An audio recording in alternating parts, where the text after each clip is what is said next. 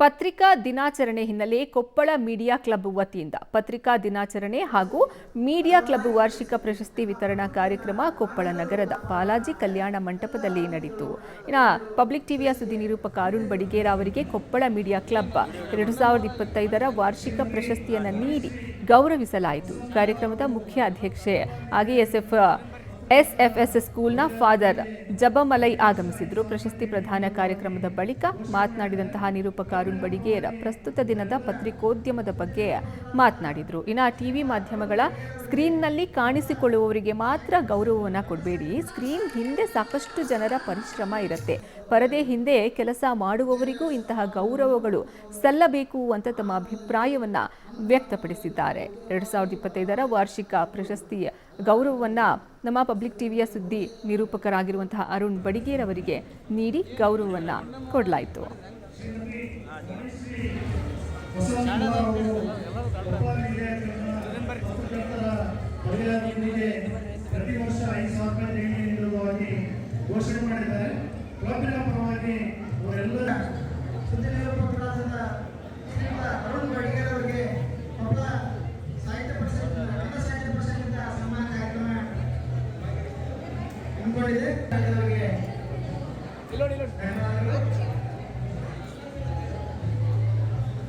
ಜೊತೆಗೆ